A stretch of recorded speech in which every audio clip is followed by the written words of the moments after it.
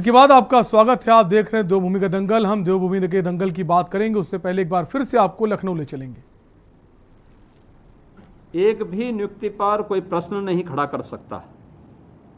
पूरी पारदर्शिता के साथ, पूरी ईमानदारी के साथ, योग्यता के अनुसार हर एक व्यक्ति को अवसर प्राप्त हुआ है। इसी प्रकार से प्रदेश के अंदर हम लोगों ने जो निवेश करवाया है, इस निवेश के माध्यम से भी 1,61,00,000 से अधिक युवाओं को उनकी योग्यता और क्षमता के अनुरूप कार्य करने का अवसर भी प्राप्त हुआ है। उन्हें भी वहां पर प्लेसमेंट करवाया गया है।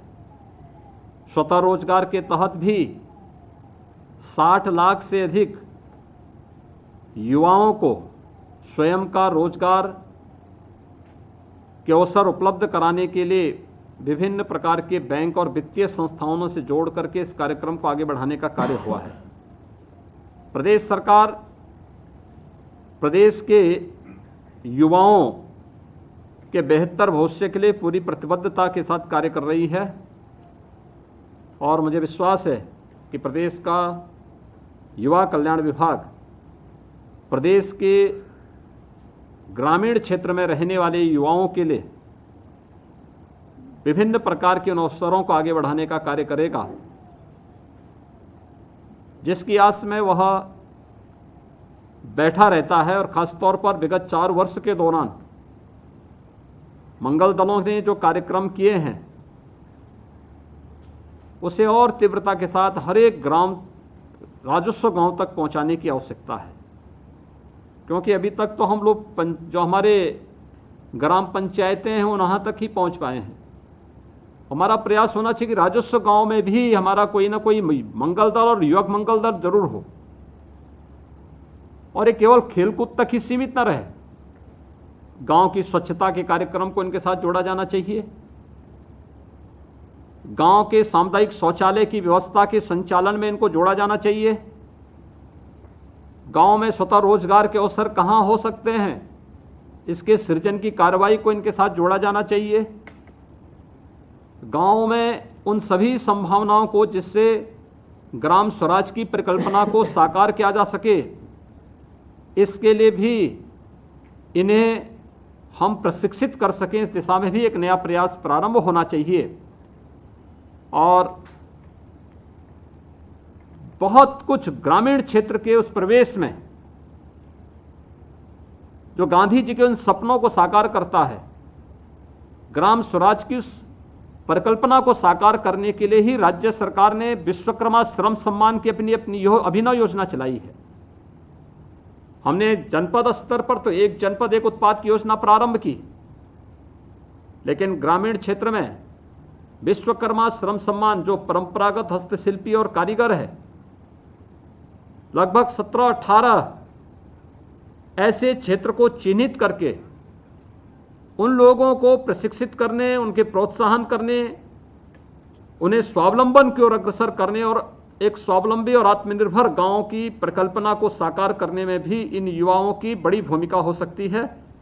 मुझे विश्वास है कि ग्रामीण युवाओं को प्रोत्साहित करने और आत्मनिर्भर गांव के निर्माण के लिए हमारे ये युवा निरंतर प्रयासरत होंगे।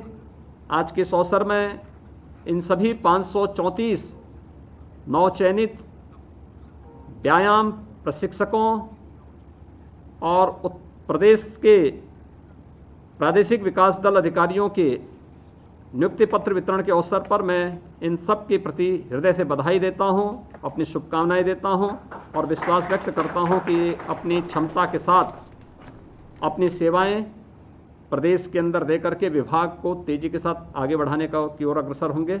आप सबके प्रति मेरी शुभकामनाएं। धन्यवाद जी। तो आप सुन रहे थे लखनऊ से सीएम योगी आदित्यनाथ को, जो मिशन रोजगार के तहत 508 जो युवा कल्याण अधिकारी हैं, साथ ही साथ 26 जिम ट्रेनर को नियुक्ति पत्र देने की बात कह रहे थे। वापस हम आएंगे देवभूमि के दंगल में, जहां हम बात करेंगे धामी चले धाम, विरोध पर विराम।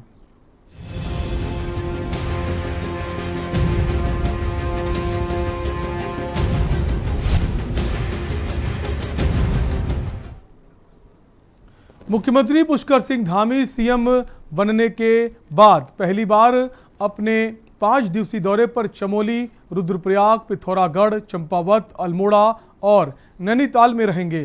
रुद्रप्रयाग और चमोली जिले के भ्रमण के दौरान सीएम केदारनाथ और कई जगह जाएंगे। बद्रीनाथ धामों में चल रहे पुनर्निर्माण कार्यों का स्थलीय निरीक्षण भी करेंगे। आपको बता दें कि भाजपा की प्रदेश कार्य समिति की 19 जून को हुई बैठक में मुख्यमंत्री समेत सभी मंत्रियों और पार्टी के पदाधिकारियों के जिलों के प्रवास के कार्यक्रम तय किए गए थे। साथ ही 15 जुलाई से जिला कार्य समिति की बैठकों का क्रम भी शुरू हो गया है। इसी कड़ी में सीएम जिले की कार्य समिति की बैठकों में बतौर मुख्य वक्ता भाग लेंगे। इसी पर हम चर्चा करेंगे। इससे पहले रिपोर्ट दी।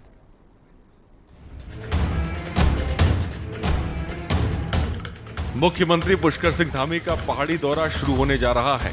इस दौरान मुख्यमंत्री पुष्कर सिंह धामी पहली बार सीएम बनने के बाद अपने गृह जनपद उधम सिंह नगर के भ्रमण पर पहुंचेंगे, जहां जिला प्रशासन के साथ संगठन के कार्यकर्ता भी उनका बड़ी गर्मजोशी के साथ स्वागत करने की तैयारी में हैं। वहीं दौरे के दौरान धामी प्रधानमंत्री नरेंद्र मोदी का ड्रीम प्रोजेक्ट केदारनाथ और बद्रीनाथ धामों में चल रहे पुनर्निर्माण कार्यों का स्थलीय निरीक्षण भी करेंगे। लेकिन सीएम दौरे को लेकर धामों के तीर्थ पुरोहित विरोध प्रदर्शन कर रहे हैं। तीर्थ पुरोहितों का कहना है कि मुख्यमंत्री सिर्फ यहां प्रधानमंत्री मोदी के ड्रीम प्रोजेक्ट का निरीक्षण करने आ रहे हैं, जो कि अपनी सरकारों को चमकाने का काम कर रहे हैं। वो इसलिए आ रहे हैं कि मोदी सरकार का जो यहाँ पे ड्रीम प्रोजेक्ट का काम चल रहा है, जो अन्य यहाँ पे खनन चल रहा है, जो कुछ भी चल रहा है उसको देखने आ रहे हैं। यदि ये यात्रा के पर्पज से आते या हम तीर्थ की पीड़ा समझ करके आते तो ये गंगोत्री, यमुनोत्री, केदारनाथ, बद्रीनाथ ऐसे करके आते और हम लोगों की समस्या सुनते और इस पर विचार करते। लेकिन ये जो है सिर्फ अपनी सरकार को जो है कि चमकाने के लिए और अपने सेंटर में बैठे हुए जो अपने मोदी सरकार है उसको चमकाने के लिए हम लोगों के साथ छल किया जा रहा है। और इसी के नाते यहाँ केदारनाथ में आ रहेगा, जिसका हम घोर विरोध करना चाह रहे हैं। 5 दिवसीय दौरे पर रहेंगे पुष्कर सिंह धामी। रुद्रप्रयाग और चमोली जिले का करेंगे दौरा। केदारनाथ और बद्रीनाथ में कार्यों का लेंगे जायजा। सीएम के दौरे के पहले राजनीति शुरू। सीएम के दौरे का तीर्थ पुरोहित कर रहे हैं विरोध। पुरोहितों का आरोप सिर्फ कार्यों को जांचने आ रहे हैं सीएम। पुरोहितों का कहना समस्याओं का सीएम से लेना देना नहीं। कांग्रेस ने भी दौरे को लेकर ली चुटकी। कांग्रेस ने दी सीएम को सुरक्षा पुख्ता करने की सलाह। बीजेपी ने कांग्रेस पर किया पलटवार। राजनीति चमकाने का प्रयास कर रही कांग्रेस। वहीं जहां एक और धामी के दौरे पर तीर्थ पुरोहित विरोध जता रहे हैं, तो दूसरी ओर कांग्रेस ने भी सीएम के इस दौरे पर चुटकी लेना शुरू कर दिया है। कांग्रेस का कहना है कि सरकार को 4.5 साल से अधिक का समय हो गया है, लेकिन सरकार ने जनता से जो भी वादा किए उन तमाम वादों को सरकार पूरा करने में पूरी तरह से विफल रही है। कांग्रेस ने सीएम पर तंज कसते हुए कहा कि मुख्यमंत्री जी को अपने सुरक्षा पुख्ता इंतजाम करते ही चारों धामों पर जाना चाहिए, क्योंकि तीर्थ पुरोहितों का उग्र आंदोलन अब एक विकराल रूप ले चुका है।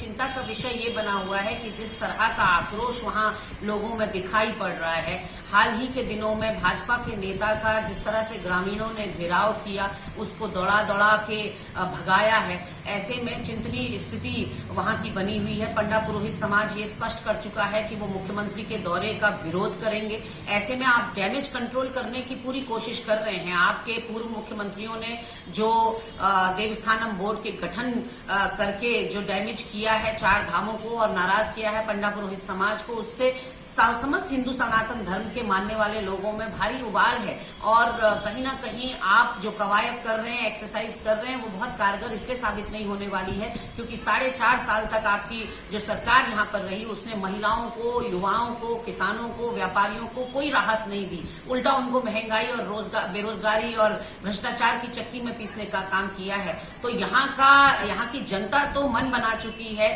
सत्ता परिवर्तन का मन बना चुकी है, भाजपा का सूपड़ा साफ करने का। अब आप चाहे 70 की 70 विधानसभा दौड़ लीजिए या चाहे दिल्ली दौड़ लगा लीजिए, होना जाना कुछ नहीं। वहीं बीजेपी ने भी सीएम दौरे पर अपनी प्रतिक्रिया दी है। चुटकी लेते कांग्रेस पार्टी के बयानों को अपनी राजनीतिक चमकाने का काम बता रही है। उससे भारतीय जनता पार्टी को इसका लाभ प्राप्त होगा और जो वहाँ की जनता है उनकी लंबित मांगों पर भी वहाँ पर विचार किया जाएगा। इसलिए मुझे लगता है कि जो कांग्रेस पार्टी अनर्गल प्रलाप कर रही है, उन्हें 4.5 वर्षों तक तो विपक्ष की याद आई नहीं, लेकिन अब चुनाव नजदीक आते हुए अनर्गल प्रलाप कर रही है और मुझे उन्हें अनर्गल प्रलाप से बचना चाहिए, उन्हें सही दृष्टि और सही दिशा की तरफ आगे बढ़ना चाहिए, तभी लोग जो है तो उनकी बात को सुनेंगे। अन्यथा अगर वो इसी तरह का प्रलाप करते रहे तो जनता सब जानती है, जनता को समझाने की आवश्यकता नहीं है।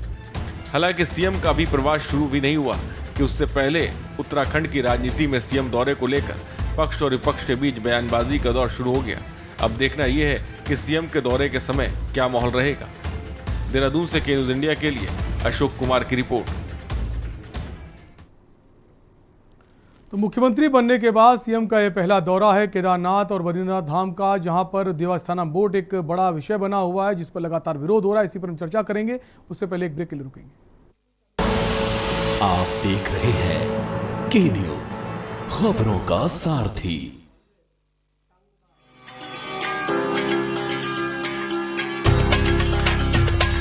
उत्तराखंड सरकार ने कोरोना संक्रमण एवं अन्य बीमारियों में अपने माता पिता या संरक्षक को खो चुके बच्चों की देखभाल, उनके पुनर्वास और चल अचल संपत्ति की सुरक्षा के लिए अपना हाथ आगे बढ़ाया है और वात्सल्य योजना का ऐलान किया है, ताकि लाचारी में न गुजरे इनका एक भी पल और संवारा जा सके आने वाला कल।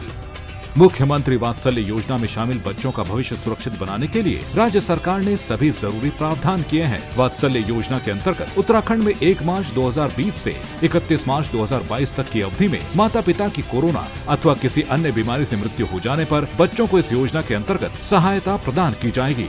वो बच्चे भी लाभार्थी होंगे जिनके माता पिता की मृत्यु पहले हो चुकी है और अब उनके संरक्षक की भी मृत्यु हो गई है। वात्सल्य योजना में चयनित हर बच्चे को 21 वर्ष की आयु पूर्ण होने तक 3000 रुपए की आर्थिक सहायता हर महीने मिलेगी। ऐसे बच्चे को सरकारी नौकरी में भी 5% का क्षैतिज आरक्षण मिलेगा और साथ ही बच्चों की रुचि के मुताबिक उनके कौशल विकास पर भी ध्यान दिया जाएगा। कोरोना के मुश्किल समय ने जिन बच्चों की आंखों में आंसू भर दिए, उनके चेहरों पर वात्सल्य योजना मुस्कुराहट लाएगी। अधिक जानकारी के लिए विजिट करें www.wecd.uk.gov.in। कॉल करें 7579-215264 पर।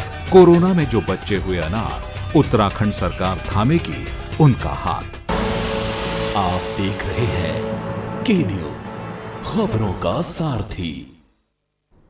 ब्रेक के बाद आपका स्वागत है। आप देख रहे हैं देवभूमि का दंगल, जहां हम बात करेंगे पुष्कर सिंह धामी मुख्यमंत्री जो हैं उनका 5 दिवसीय दौरा, इसी पर हम चर्चा करेंगे। लेकिन उससे पहले एक बार फिर से आपको लखनऊ ले चलते हैं।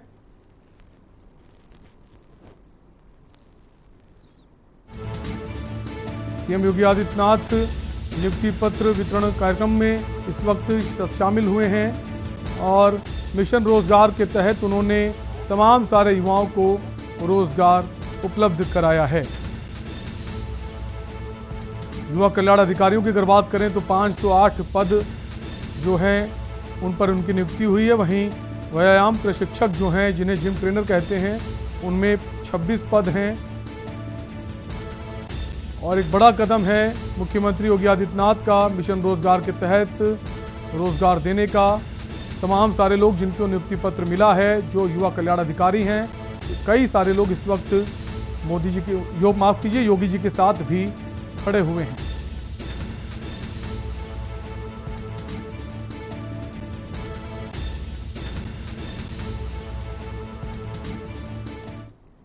वापस हम बात करेंगे देवभूमि के दंगल में, जहां हमारे साथ कई सारे मेहमान भी जुड़ गए हैं। आज हम चर्चा करेंगे जो पुष्कर सिंह धामी का जो 5 दिवसीय दौरा है, और इस दौरे को लेकर सियासत भी तेज हो गई है। जहां एक तरफ ये कहा जा रहा है देवस्थानम बोर्ड को लेकर जो विरोध चल रहा है, क्या विरोध थमेगा?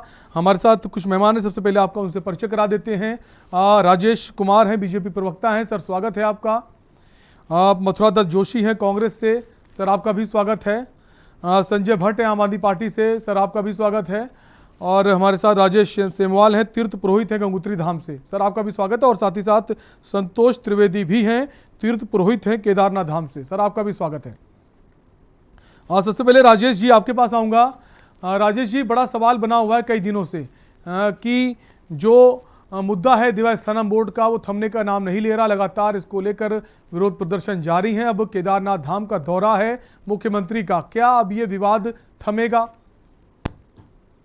नहीं, विवाद तो तब थमे। माफ कीजिए राजेश जी, मेरा सवाल राजेश कुमार जी से है, जो बीजेपी प्रवक्ता हैं, आपके पास वापस आएंगे। देखिए,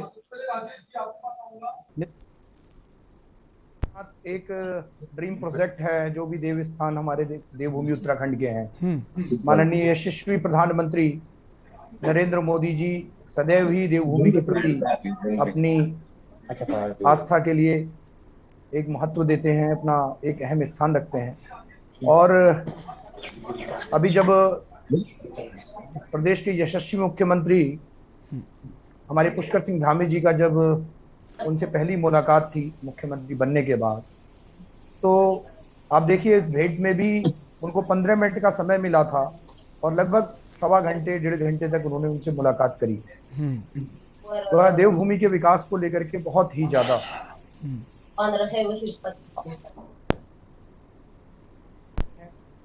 चाहे हमारी देवभूमि की सड़कों को लेकर के कनेक्टिविटी के क्षेत्र में ऑल वेदर रोड जैसी जो एक बहुत अच्छी सौगात माननीय प्रधानमंत्री जी ने दी है, और लगातार आप देखेंगे कि हमारा जो ऋषिकेश कर्णप्रयाग मार्ग पे जो रेल के लिए कार्य चल रहा है, ये सब ये डिबेट देवस्थानम बोर्ड है, देवस्थानम बोर्ड पे डिबेट है। आप सिर्फ देवस्थानम बोर्ड पे ही चर्चा करें तो अच्छा है। तो इन सब ये मौका और भी आपके पास चुनाव है, इसलिए आप ये सारी संतोष जी आपके पास आएंगे।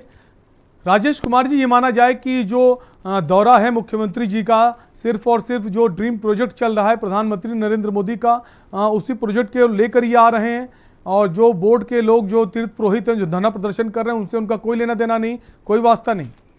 मैं बताना चाहता हूं आपको, देखिए कि माननीय पुष्कर सिंह धामी जी जब अपने प्रदेश के मुख्यमंत्री बने हैं और उनका पहला दौरा है जिसमें वह विकास कार्यों की समीक्षा भी करेंगे और केदारनाथ धाम जाकर के विकास कार्यों को भी देखेंगे। और मैं बताना चाहता हूं आपको, निश्चित ही जो समस्याएं हैं देवस्थानन बोर्ड को लेकर के सारे विषयों पर विस्तृत वहां के स्थानीय जो पुरोहित पंडा है उन सबसे चर्चा भी करेंगे। और यह जो समस्या उत्पन्न हुई है, किस कारण देवस्थानन बोर्ड को लेकर के हमारे जो तीर्थ पुरोहित हैं उनके बीच में भ्रम जाल है या क्या दिक्कतें हैं, क्या वो चाहते हैं, इन सब चीजों को लेकर के माननीय मुख्यमंत्री जी वहां पर भेंट वार्ता भी। ठीक है संतोष जी, आपके पास आऊंगा। जैसा काफी समय से ये सवाल चल रहा था कि संवाद जो है वो स्थापित नहीं हो पाता है, संवाद करने को सरकार तैयार नहीं है। जैसा कि राजेश कुमार जी बता रहे हैं कि मुख्यमंत्री जी जो हैं वो जो तीर्थ पुरोहित है उनके साथ मीटिंग भी करेंगे और उनकी समस्याएं भी सुनेंगे, तो क्या अब उम्मीद की जाए कि समस्याओं का निस्तारण होगा?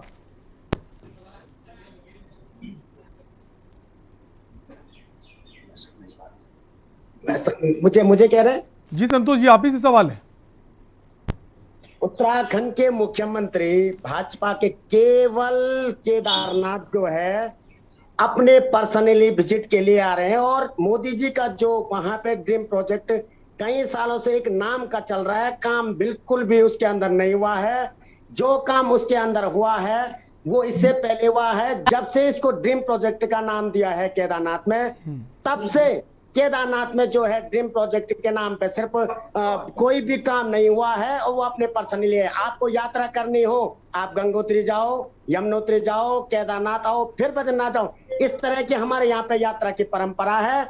सिर्फ आप जो है वहां की जमीने पे आपकी नजर है, वहां के खजाने पे आपको खुर्द बुर्द करने की आपकी नजर जो है, उसको जो है सारी केदार घाटी और केदारनाथ से हक जुड़े हुए लोग जितने भी हैं, आपकी ये मनसा बिल्कुल पूरी होने नहीं देंगे, और आपका पूरा केदार घाटी में जो है जोरदार विरोध किया जाएगा।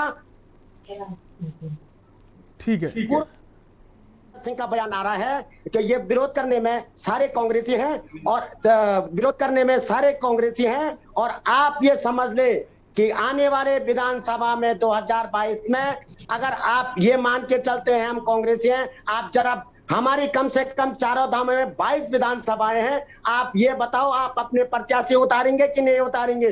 जब आप, क्योंकि सारी केदार घाटी विरोध कर रही है, जहां सारे चारों धाम विरोध कर रहे हैं, इसमें जो है कि 22 विधानसभाएं हैं वो विरोध कर रही है। और तीरथ जी बोल रहे हैं, ये त्रिवेंद्र जी बोल रहे हैं कि ये जो है कि कांग्रेसी विरोध कर रहे हैं। आपको जो है अपने प्रत्याशी नहीं उतारने चाहिए, जरा ये करके देख लेना, हम आपको मान जाएंगे कि आप जो है कि हमको कांग्रेसी मान रहे हैं। हम जो है 50% जो है 2014 में, 2017 में हमने बीजेपी को वोट किया, लेकिन इनके बयानबाजी कहीं ना कहीं जो है पार्टी को भी बदनाम करने के। ठीक है, हमारे साथ राजेश सेमवाल जी भी हैं, उनसे भी जानने की कोशिश करेंगे। जैसा कि राजेश कुमार जी कह रहे हैं कि मुख्यमंत्री बातचीत की कोशिश करेंगे और उनसे उनके जो मुद्दे हैं उन पर भी विचार विमर्श किया जाएगा। ब्रेक के लिए रुकेंगे, आप सभी मेहमान हमारे साथ बने रहिए। छोटे से ब्रेक के लिए रुकेंगे, फौरन हाजिर होंगे।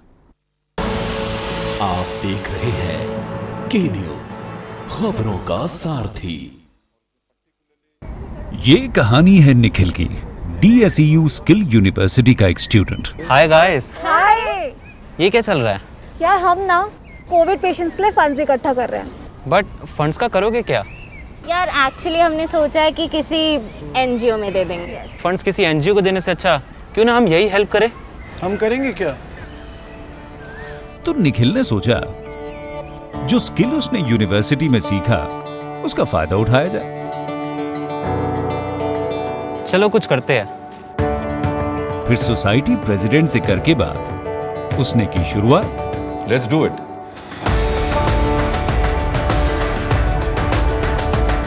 जो भी स्किल उसने अपने कोर्स में पाया उसे अपनाया।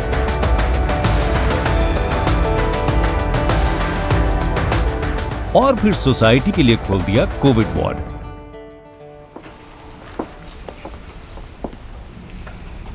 Well done Nikhil. भाई मानना पड़ेगा, जब खिलकर निकलता है स्किल तो सलाम करता है हर दिल। DSEU इंडिया की पहली स्किल एंड एंटरप्रेन्योरशिप यूनिवर्सिटी, जहां ऐसे कोर्सेज में है डिग्रीज और डिप्लोमाज जो बेटर फ्यूचर की ओर ले जाएंगे आपको।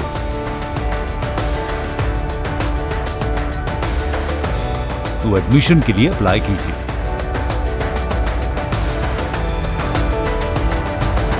स्किल है तो नहीं कुछ मुश्किल है।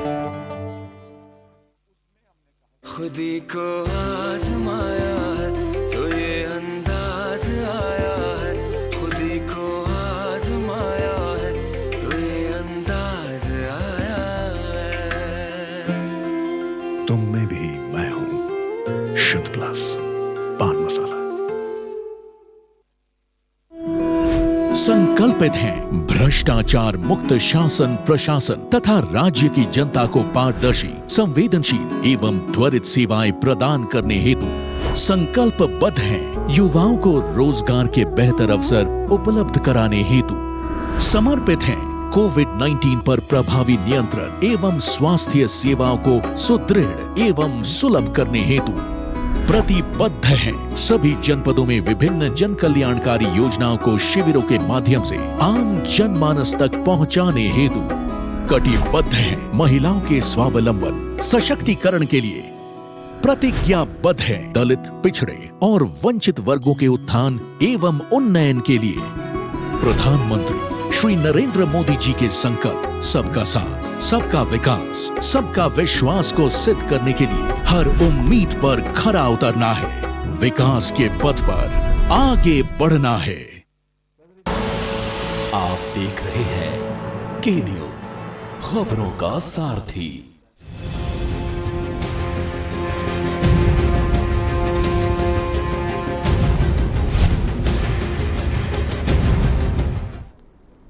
ब्रेक के बाद एक बार फिर आपका स्वागत है। आप देख रहे हैं देवभूमि का दंगल, जहां हम बात कर रहे हैं मुख्यमंत्री पुष्कर सिंह धामी के 5 दिवसीय दौरे की, जहां पर मुख्यमंत्री बनने के बाद वो पहली बार केदारनाथ धाम आ रहे हैं, बद्रीनाथ धाम भी जाएंगे और भी कई जगहों का वो निरीक्षण करेंगे। लेकिन बड़ा सवाल यही बना हुआ है कि जो देवस्थानम बोर्ड को लेकर एक रार छिड़ी हुई है, तीर्थ पुरोहित नाराज हैं, क्या उनको मना पाएंगे? इसी पर हम बात कर रहे हैं। वापस हम आएंगे राजेश सेमवाल जी के पास, गंगोत्री धाम के पुरोहित हैं।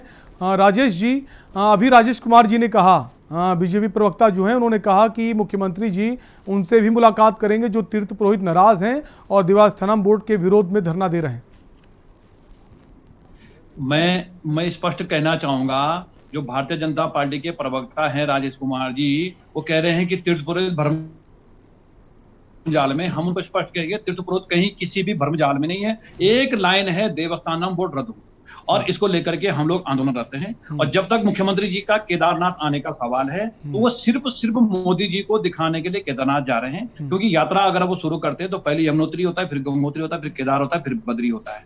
लेकिन उनका जो कार्यक्रम जारी हुआ है उस कार्यक्रम में कहीं भी तीर्थ पुरोहितों से मिलने का उल्लेख नहीं है। अगर उनको तीर्थ पुरोहितों से मिलना होता तो निश्चित तौर पर अपने कार्यक्रम में उसको भी शामिल करते कि मैं वहां पर वार्ता करूंगा, लेकिन उनका कहीं ऐसा प्रोग्राम नहीं है। दूसरी ओर इनके जो त्रिवेंद्र सिंह रावत जी हैं, जो शायद मुख्यमंत्री पद से हटने के बाद थोड़ा सा अपना मानसिक संतुलन भी खो गए या सटिया गए हैं, वो बार बार कह रहे हैं कि देवस्थानम बोर्ड सही है। कल उनका एक बयान आया कि देवस्थानम बोर्ड जो है, मैं तिरुपति बालाजी गया, वहां पर जो है 700 करोड़ की इनकम होती है। इनको समझाओ कि वहां 12 महीना यात्रा चलती है और एक दिन में 1 लाख से अधिक लोग वहां आते हैं। और जबकि हमारा जो गंगोत्री हो, यमुनोत्री हो, केदार हो, बद्रीनाथ हो, इसमें केवल 2 महीने की सीजन होती है, मई और जून, और उसके बाद बरसात हो जाती है और थोड़ा बहुत सितंबर में चलती है। तो कहाँ यहाँ करोड़ों की इनकम होगी।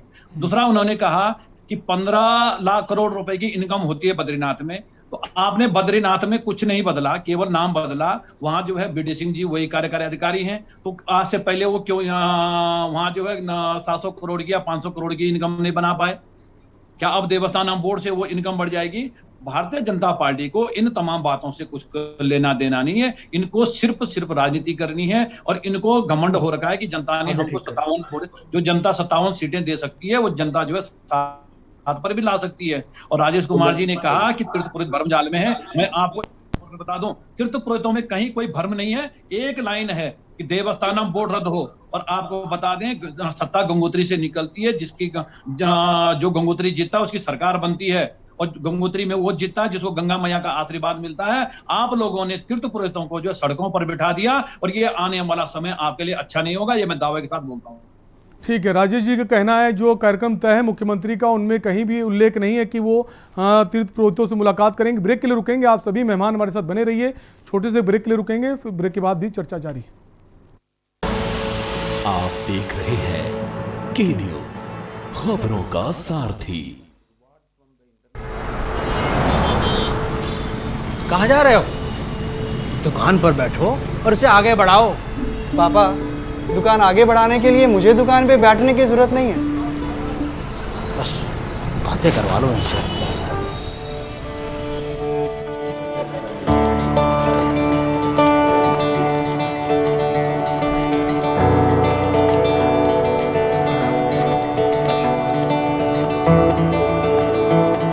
थोड़ा सा ऊपर हो।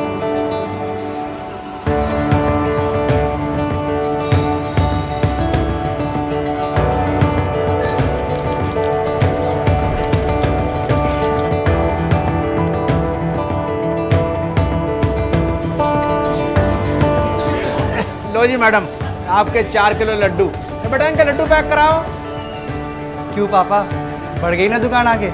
हाँ बेटा, अब तक सबकी खुशी के लिए मिठाई खिलाई है, मगर आज अपने बेटे के हुनर के लिए खुद खाऊंगा। जब खिलकर निकलता है स्किल तो सलाम करता है हर दिल।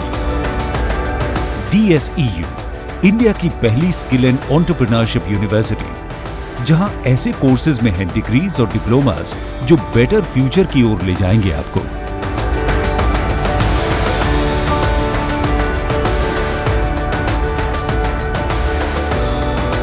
तो एडमिशन के लिए अप्लाई कीजिए। स्किल है तो नहीं कुछ मुश्किल है।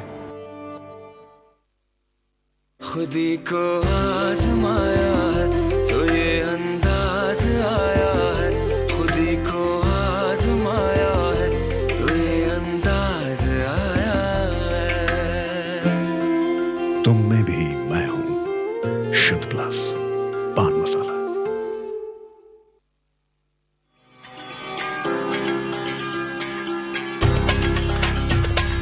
उत्तराखंड सरकार ने कोरोना संक्रमण एवं अन्य बीमारियों में अपने माता पिता या संरक्षक को खो चुके बच्चों की देखभाल, उनके पुनर्वास और चल अचल संपत्ति की सुरक्षा के लिए अपना हाथ आगे बढ़ाया है और वात्सल्य योजना का ऐलान किया है, ताकि लाचारी में न गुजरे इनका एक भी पल और संवारा जा सके आने वाला कल।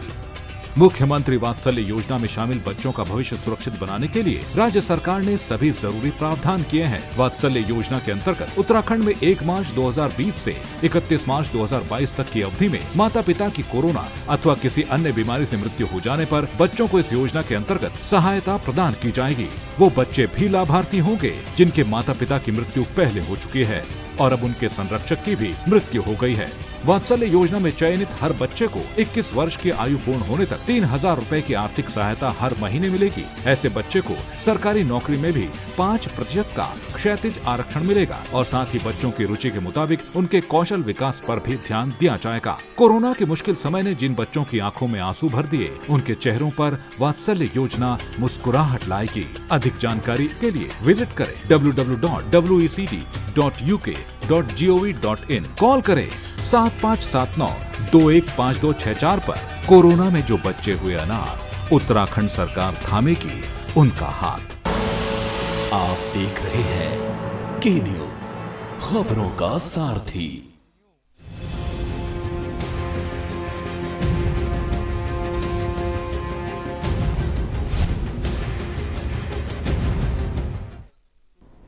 ब्रेक के बाद एक बार फिर आपका स्वागत है। आप देख रहे हैं देवभूमि का दंगल, जहां हम बात कर रहे हैं मुख्यमंत्री पुष्कर सिंह धामी के 5 दिवसीय दौरे को लेकर, जिसको लेकर सियासत गरमाने लगी है। विपक्षी पार्टियां इस दौरे को लेकर कई सवाल खड़े करने लगी हैं।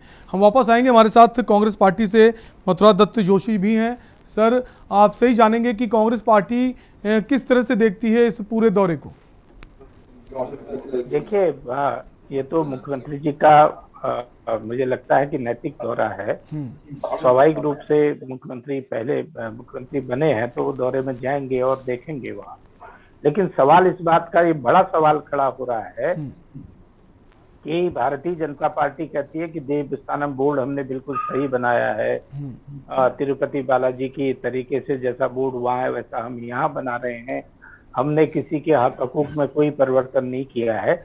लेकिन सबसे बड़ी बात सोचने की ये है ना कि आप यमुनोत्री से लेकर केदारनाथ बद्रीनाथ तक का के तीर्थ पुरोहित को देख लीजिए, जो हमारे पंडा पुरोहित हैं जो उस काम में लगे हुए हैं, वो लोग की हड़ताल में क्यों है? फिर इस बात का जवाब कौन देगा? कि भारतीय जनता पार्टी क्या इस बात का जवाब दे सकती है कि हड़ताल में क्यों है? अगर वो हड़ताल में है, अगर वो आंदोलन कर रहे हैं, तो क्यों नहीं सरकार उनसे बात कर रही है कि भाई क्या दिक्कत है? आप देखिए कि नए मुख्यमंत्री आए, 10 मार्च को शपथ ली तो उन्होंने उसी दिन कहा कि मैं 2 काम करूंगा। एक तो उन्होंने कहा देवस्थानम बोर्ड में मैं विचार करूंगा, 1-2 काम और बताए थे। और 115 दिन रहते भी वो 1.5 घंटा लगभग भी देवस्थानम बोर्ड के सदस्यों से, जो हमारे तीर्थ पुरोहित हैं, उनके साथ नहीं बैठे। थोड़ी थोड़ी देर की 2 बार उन्होंने बात की, उसके बाद शायद वो भूल गए। अब तो उस क्षेत्र के सांसद भी हैं, सम्मानित सांसद है, लेकिन उस क्षेत्र की बात नहीं कर रहे हैं। दो रुद्रप्रयाग का केदारनाथ मंदिर और बद्रीनाथ मंदिर उन्हीं के क्षेत्र में आता है, लेकिन उस पर फिर भी कोई चर्चा वो नहीं कर रहे हैं। और इससे भी बड़ी दुर्भाग्यपूर्ण बात कल त्रिवेंद्र सिंह जी ने की है, जो मेरे ख्याल से जोशीमठ या चमोली में कहीं मैं देख रहा था, बोल रहे थे। उन्होंने कहा कि बहुत 10 साल बाद लोगों को मेरी याद आएगी। अरे आज लोग नाराज हो रहे हैं और 10 साल बाद का क्या अर्थ है इस बात का? उनको तो साफ ये था, वहीं तीर्थ पुरोहित से मिलते, उनसे कह लेते कि भाई लोगों क्या गलती मेरे से होगी, मैंने तो बोर्ड बनाया था, आप लोगों के हित में बनाया, कैसा बनाया, क्या उसमें कमी है, क्या हम और संशोधन कर सकते हैं, आप क्यों नाराज हैं? ये कहने की जहमत उन्होंने नहीं उठाई। उल्टा कह दिया कि ये तो कांग्रेस भी है, कांग्रेस इसमें कर रही, जबकि एक भी यहाँ सेमवाल जी और मेरे ख्याल से संतोष त्रिवेदी जी बैठे हैं। ये मुझे लगता है कि ये लोग कहीं भी कांग्रेस की कोई पर्ची नहीं कटाई होगी, ना कांग्रेस के मेंबर होंगे और न कांग्रेस की पार्टी में कहीं सक्रिय सदस्य होंगे, मुझे नहीं लगता है। ये लोग तीर्थ पुरोहित हैं और जो हम लोग वहाँ जाते हैं, हम इनके जजमान हैं। हमको भगवान से मिलाने का काम, वहाँ दर्शन कराने का काम ये करते हैं, उतना हम लोगों को मदद करते हैं ताकि हम लोग सही तरीके से वहाँ पूजा पाठ कर लें। हमको सही तरीके से मार्गदर्शन देने वाले लोग हैं। अगर इनको भी अगर हम वर्गीकृत कर देंगे तो इससे बड़ा दुर्भाग्य मैं समझता हूँ कुछ भी नहीं होगा। उत्तराखंड का दुर्भाग्य है ये कि तीर्थ पुरोहितों को भी भारतीय जनता पार्टी ने वर्गीकृत करने का काम किया कि ये भाजपा का है, ये कांग्रेस का है, कल कह देंगे ये आपका है, परसों कह देंगे सपा का है, और फिर कह देंगे यूकेटी का है। इस तरीके की बात मुझे लगता है कि ऐसे शब्दों का कोई स्थान नहीं होना चाहिए। इसकी जितनी भी निंदा हो सकती है उतनी निंदा सबको करनी चाहिए, क्योंकि एक मुख्यमंत्री पद पर रहा हुआ व्यक्ति अगर इतनी हल्की बात, घटिया बात, निम्न स्तर की बात अगर करेंगे। लेकिन मथुरा जी, हाँ, अभी राजेश कुमार जी ने कहा है कि मुख्यमंत्री अगर आएंगे केदारनाथ तो जो तीर्थ पुरोहित हैं उनसे भी बातचीत करेंगे, उनसे संवाद स्थापित करेंगे और बीच का रास्ता निकालेंगे। कहा, देखिए मेरी बात थोड़ा सा सुन लीजिएगा। सवाल इस बात का है कि भाई आपने 2 मुख्यमंत्री बदल दिए उसके बाद, और आपके पुराने मुख्यमंत्री तीरथ सिंह जी ने कहा कि मैं बात करूंगा, 2 राउंड की बात भी उन्होंने की। क्या उसके बाद भी उनकी बात में समझ में नहीं आया कि उनके तो क्षेत्र में आते तो वहां के सांसद भी हैं। ये क्षेत्र चाहे आपका पूरा जोशीमठ से लेकर केदारनाथ वाला हो, चाहे रुद्रप्रयाग जिला हो, यहाँ तो केदारनाथ के पंडित भी उनके क्षेत्र में आते हैं और बद्रीनाथ के क्षेत्र पंडित भी उनके क्षेत्र में आते हैं। और अभी मेरे एक भाई ने कहा कि 22 विधानसभा क्षेत्र इस पूरे हमारा जो 4 धाम यात्रा का क्षेत्र है, इस क्षेत्र में 22 विधानसभा क्षेत्र के लोग प्रभावित होते हैं। उत्तरकाशी में आप देख लीजिए, 3 सीट तो उत्तरकाशी की हैं आपकी, और यमुनोत्री में बरसेमवाल लोग हैं या नौटियाल लोग हैं या अन्य लोग हैं जो लोग इस काम को करते हैं। आप उनसे बात पहले कर लेते, देहरादून बुला लेते, वो आ जाते, अपनी बात कह लेते। आप उनकी बात सुनने में सरकार को क्या दिक्कत हो रही, ये मेरी समझ से परे। ये सरकार क्या लोकतंत्र द्वारा चुनी हुई सरकार है, ये तो डिक्टेटरशिप कर रहे हैं। ठीक है, हमारे साथ संजय भट्ट जी भी हैं आम आदमी पार्टी से। संजय जी, आपके पास आएंगे। जो 5 दिवसीय दौरे को लेकर जो सियासत चल रही है, जो कांग्रेस का कहना है कि ये दौरा सिर्फ और सिर्फ राजनीति से प्रेरित है, आम आदमी पार्टी किस तरह से देखती है इस पूरे दौरे को?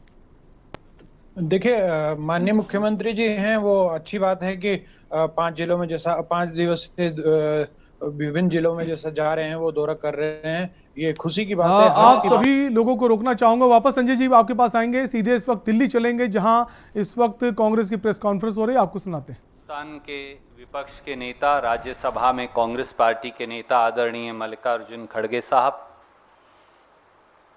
लोकसभा में कांग्रेस के नेता आदरणीय अधीर रंजन चौधरी साहब, और हम सब आज इस देश में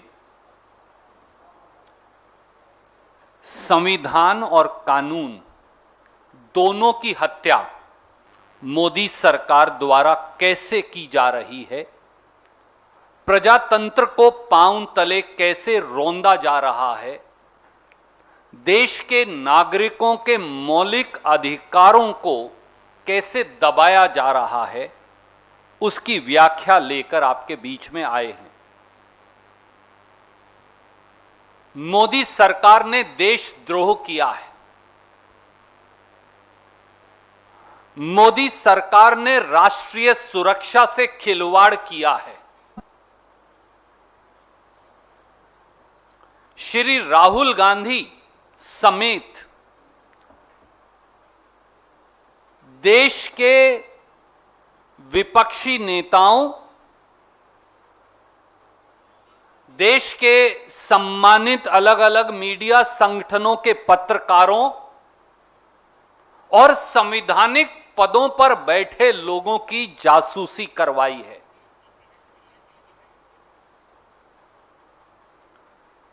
भारतीय जनता पार्टी का नाम बदलकर अब भारतीय जासूस पार्टी रख देना चाहिए। देश के लोग अब कह रहे हैं, अब की बार देशद्रोही जासूस सरकार। जिस प्रकार से अब सार्वजनिक पटल पर समाचार पत्रों और पोर्टल्स की खबरों से राष्ट्रीय और अंतर्राष्ट्रीय स्तर पर सामने आया है, मोदी सरकार इजरायली स्पाईवेयर पिगैसस के माध्यम से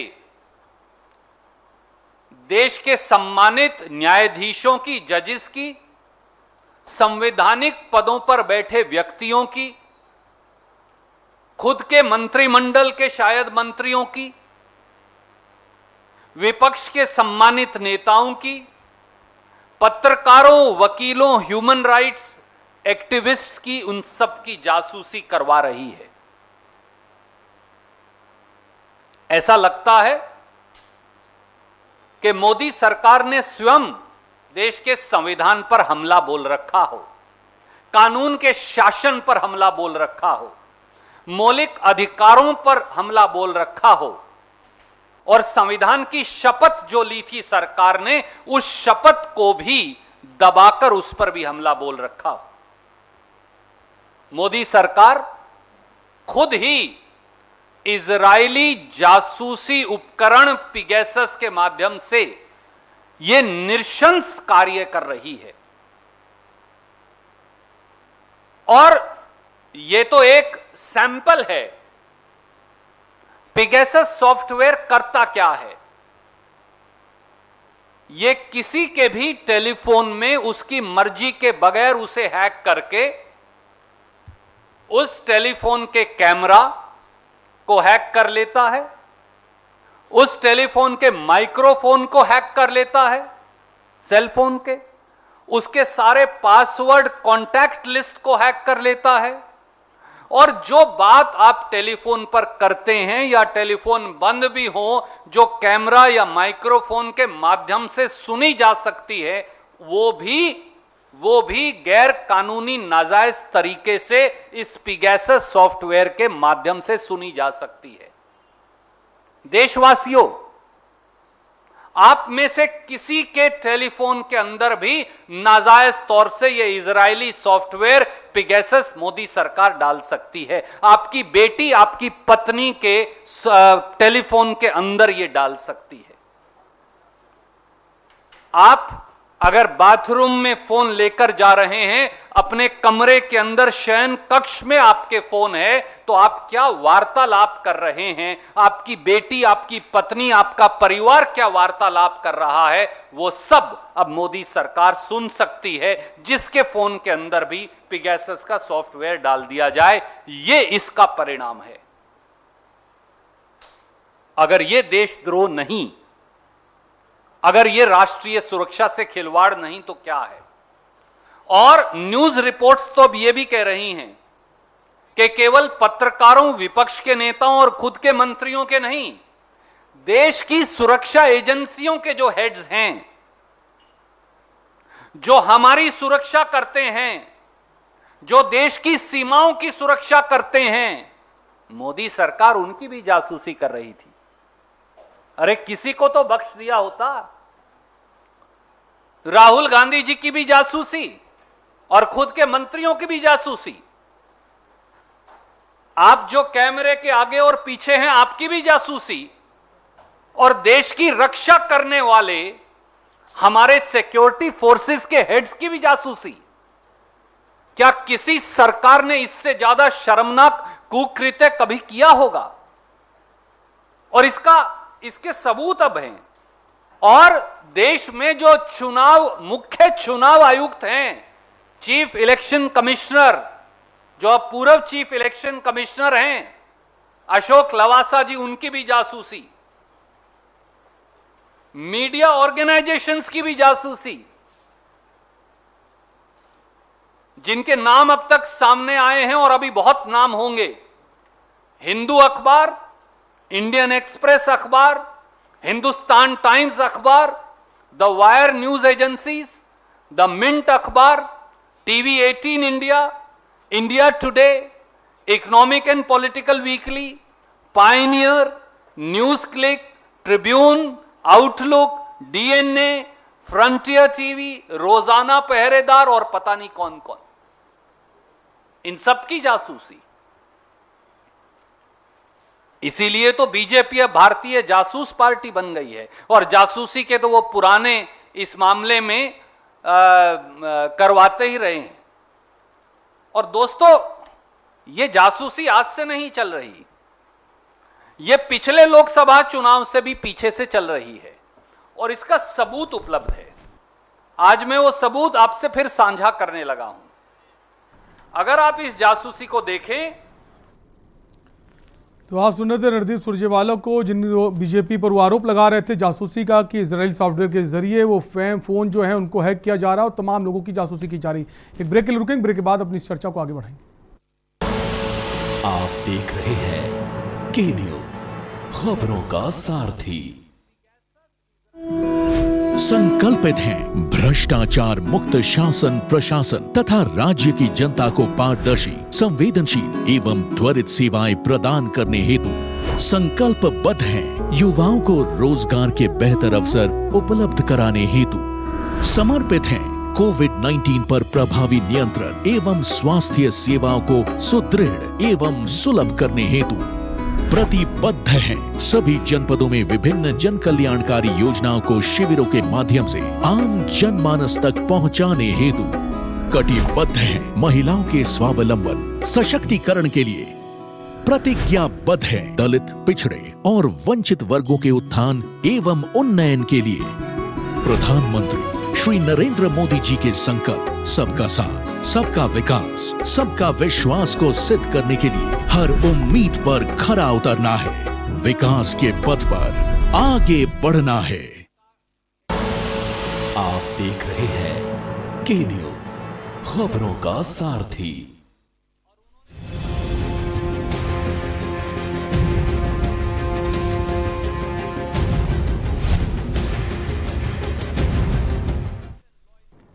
ब्रेक के बाद एक बार फिर आपका स्वागत है। आप देख रहे हैं देवभूमि का दंगल, जहां हम बात कर रहे हैं मुख्यमंत्री पुष्कर सिंह धामी के 5 दिवसीय दौरे की, जहां वो केदारनाथ धाम जाएंगे, बद्रीनाथ धाम जाएंगे, साथ ही साथ कई और जगहों का निरीक्षण करेंगे। लेकिन जो विपक्षी पार्टियां हैं वो इस पर सियासत कर रही हैं। उनका कहना है ये जो दौरा है पूरी तरह से राजनीति से प्रेरित है।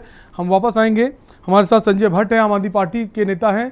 संजय जी, ब्रेक से पहले आप कुछ कह रहे थे कि आपकी पार्टी का स्टैंड इस पूरे दौरे को लेकर क्या है? सबसे पहले तो जय गंगा मैया, जय यमुनोत्री, जय बद्री केदार। और श्रावण मास की आप सभी को, सोमवार की आप सभी पैनलिस्टों को और के न्यूज के दर्शकों को और पूरे उत्तराखंड वासियों को बधाई बहुत बहुत। देखिए, बहुत बहुत शुक्रिया सर आपको भी। जी धन्यवाद। मैं ये कहना चाह रहा था कि माननीय मुख्यमंत्री जी जब से मुख्यमंत्री बने हैं वो पहली बार 5 दिवसीय दौरे पे विभिन्न जिलों में जा रहे हैं। बहुत हर्ष की बात है, क्योंकि अभी तक तो वो पता चलता था कि वो मुख्यमंत्री बने हुए 12 दिन और वो 9 दिन कहाँ हैं, दिल्ली में हैं। यही पता चला था अभी तक तो, जब से वो मुख्यमंत्री बने। लेकिन पहली बार जा रहे हैं, हर्ष की बात है। लेकिन माननीय मुख्यमंत्री जी को सोचना चाहिए कि जो हकूकधारी हैं, जो हमारे पुरोहित हैं, उनके जो हक है वो क्यों छीन रहे हो? सीधे सीधे एक लाइन में इस देवस्थानम बोर्ड को भंग किया जाना चाहिए। आम आदमी पार्टी का एक एक कार्यकर्ता हकूकधारियों के साथ और पुरोहितों के साथ कंधा से कंधा मिला के खड़ा है। जब ये आवाज देंगे हम इनके पीछे खड़े नजर आएंगे। हमारा सीधा सा मानना है कि उत्तराखंड जब से भारत आजाद हुआ तब से आज तक हकूकधारियों के सारे हक छीने हैं। पहले हमारा जंगल पे अधिकार था, सुंदरलाल बहुगुणा जी हो या गोरा देवी जी हो, सबने मिलकर जंगल बचाए। उन जंगलों पे सरकारों ने अपना आधिपत्य जमा लिया। हम जंगल से लकड़ी ले सकते थे, हम जंगल से घास ले सकते थे, नदी से पत्थर बजरी ले सकते थे। जी अपनी बात कही है। जी बीच में आवाज आई, मैंने सोचा आप तो जो हमारे हकूक थे, जो हम पत्थर बजरी ले सकते थे, हम जंगल से लकड़ी ले सकते थे, घर बनाने के लिए, जलाने के लिए ले सकते थे, वो सारे हकूक हमारे लगातार विभिन्न सरकारों ने हमारे छीने हैं। उत्तराखंड एक पहाड़ी राज्य है, जंगलों में बसा राज्य है। आप भौगोलिक क्षेत्र देखिए, सारा जंगल ही जंगल भरा है। फिर भी हमें झारखंड की जैसे आदिवासी वाला एसटी आरक्षण नहीं दिया गया। अभी तक जितनी भी सरकारें रही हैं, सब सरकारों ने सिर्फ और सिर्फ उत्तराखंडियत को बर्बाद करने का काम किया है। उत्तराखंडियत को बचाने के लिए ये आंदोलन है, ये कोई पुरोहितों का आंदोलन नहीं है, ये कोई हकूकधारियों का आंदोलन नहीं है, ये पूरे उत्तराखंड का, उत्तराखंडियत का आंदोलन है। असल में ऐसे जो लगातार हमारे हकूक छीनते रहे, अगर ये भी छीन लेंगे तो अगली बार कोई और नया हकूक सरकार छीनेगी। इसलिए हकूकधारियों का, पुरोहितों का जो भी मांग है, सीधी सी एक लाइन मांग है कि देवस्थानम बोर्ड को भंग किया जाए, वो उसे भंग किया जाना चाहिए। ठीक है। राजेश कुमार जी आपके पास आऊंगा। इससे पहले अभी संतोष जी केदारनाथ धाम के पुरोहित थे, उनका ये कहना था कि जो मुख्यमंत्री का दौरा है ये सिर्फ और सिर्फ ड्रीम प्रोजेक्ट जो प्रधानमंत्री नरेंद्र मोदी का चल रहा है उसके लिए आ रहे हैं। वो किसी से कोई मुलाकात नहीं करेंगे, किसी भी तरह की मीटिंग का कोई भी उल्लेख इस दौरे में नहीं है। लेकिन वहीं आपका कहना है कि वो उनसे मुलाकात करेंगे, संवाद स्थापित करेंगे और बीच का रास्ता निकालेंगे। कैसे माने? देखिए, सेमवाल जी ने जो कहा है मगर मैं आपको विश्वास दिलाना चाहता हूं, चूंकि माननीय मुख्यमंत्री जी का लगभग 1 दिवसीय दौरा वहां पे होना है। एक मुख्यमंत्री जिले में जाके प्रवास करेंगे, संगठन की दृष्टि से वो पार्टी की भी बैठक लेंगे और सरकार की दृष्टि से वो विकास कार्यों की समीक्षा करेंगे। वहाँ के इश्यूज जो भी हैं उन सारे विषयों पे जो है वो अपनी मॉनिटरिंग करेंगे। और ये एक जो विषय आ चुका है, हमारे पंडा पुरोहित सब अगर देवस्थानन बोर्ड को लेकर के आक्रोशित हैं, जैसा कि सभी को पता है, ऐसा नहीं है। सब विषयों को लेकर के जब वो मॉनिटरिंग करेंगे, प्रशासनिक व्यवस्थाएं, अधिकारियों से वार्ता और जो भी डेलीगेशन हमारे पंडिता पुरोहितों का होगा, निश्चित ही पूर्व में माननीय मुख्यमंत्री त्रिवेंद्र सिंह रावत जी या तीरथ सिंह रावत जी अब पुष्कर सिंह धामी जी पहुंचे हैं, जिनके समक्ष ये विषय आएगा। और ये मेरा मानना है कि इस समस्या का निदान जो भी बेहतर किया जा सकता है वह किया जाएगा। विकास से संबंधित किसी भी काम को लेकर के मैं कहना चाहता हूं कि कोई कंप्रोमाइज नहीं किया गया है। पता नहीं किस दृष्टि से देखा जा रहा है कि विकास नहीं हुआ। आप कनेक्टिविटी के क्षेत्र में ऑल वेदर रोड तक नहीं दिख रही, यहाँ पे उसे सिरे से नकार दिया जाता है कि कोई काम नहीं हुआ।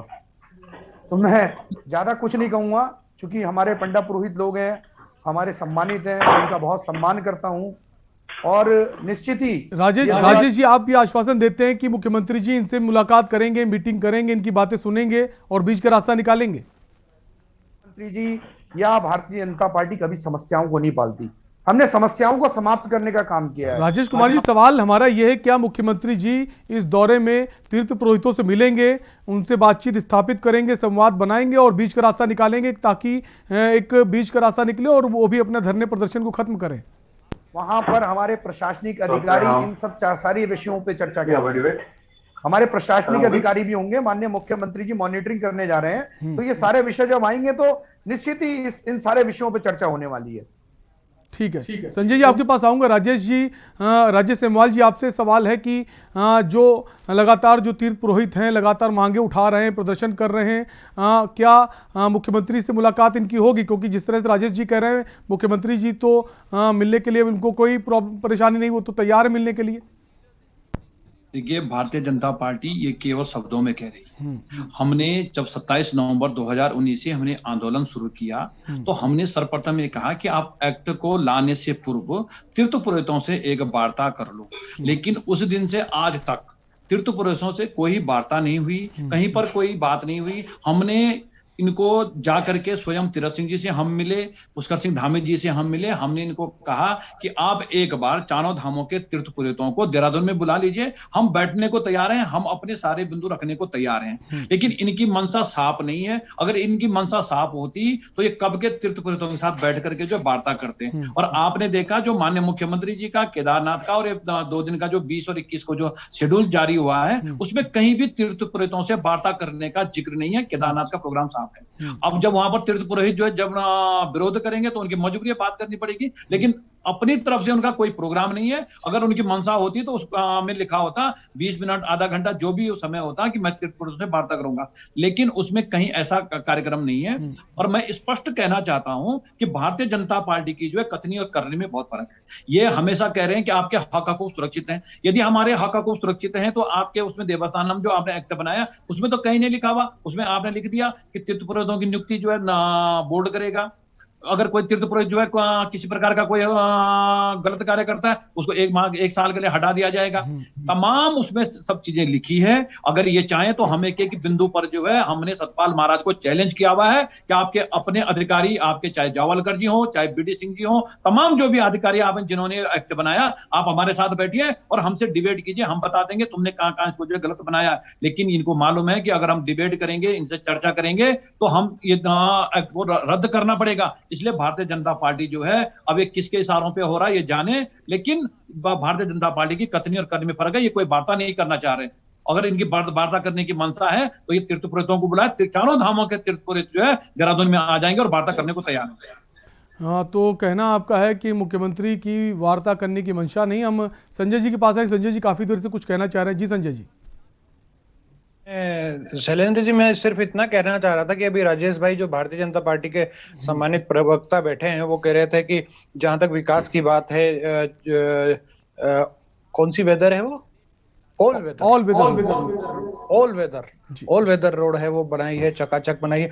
आज ही सोशल मीडिया में माननीय विधायक बद्रीनाथ श्री महेंद्र भट्ट जी का वीडियो वायरल हो रखा है। उनकी गाड़ी फंसी हुई है और धक्के मार रहे लोग, और महेंद्र भट्ट जी बाहर खड़े हैं गाड़ी के साथ। सोशल मीडिया में आज ही वायरल हुआ है। ये इनकी ऑल वेदर रोड, ये इनका विकास। असल में ये विकास वाले नहीं, ये विनाश वाले हैं। इन्होंने उत्तराखंड का विनाश कर दिया है और सारी जगह रोडों का हाल खराब है। जो ऊपर वाले की प्राकृतिक आपदा आती है वो तो अलग है, उसकी बात छोड़ दीजिए, लेकिन बद्रीनाथ विधायक की गाड़ी आज, भारतीय जनता पार्टी के विधायक महेंद्र भट्ट जी की गाड़ी आज फंसी है। आप देख लीजिएगा, सोशल मीडिया पे वीडियो वायरल हो चुका है, मैंने भी देखा। तो ये हाल है ऑल वेदर रोड। नाम ऑल वेदर रोड रखने से ऑल वेदर रोड नहीं हो जाती। ठीक है, हम चर्चा कर रहे थे 5 दिवसीय दौरे को लेकर। मुख्यमंत्री का जो दौरा है अब ये कितना सफल होगा, क्या तीर्थ पुरोहितों से बात हो पाएगी। आप सभी मेहमानों को बहुत बहुत शुक्रिया हमसे चर्चा करने के लिए। तो लगातार हम इस पर चर्चा कर रहे थे कि जो मुख्यमंत्री का दौरा है 5 दिवसीय, केदारनाथ धाम जाएंगे, बद्रीनाथ धाम जाएंगे। साथ ही साथ ये कहा जा रहा है जो तीर्थ पुरोहित हैं देवस्थानम बोर्ड को लेकर जो रार छिड़ी, उस पर भी विराम लग सकता है। फिलहाल इस चर्चा में इतना ही। देखते रहिए के न्यूज़ इंडिया। नमस्कार।